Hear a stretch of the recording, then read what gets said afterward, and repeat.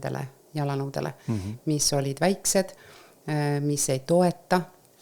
Tänapäeval on väga palju erinevaid võimalusi jalanõusid osta, erinevaid. Ja üks asi veel, mida väga inimesed ei tea, on, et jalanõud peavad olema jalanumbrist vähemalt number suuremad. Ja aastate jooksul meil jalanumber ka suureneb.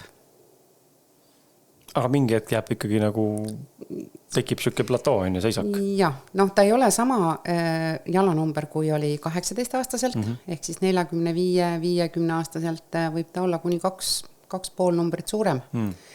Mille pärast? Sellepärast, et kõik need sidemed, ligamendid, luud, kõik, mis liigub, see kulub.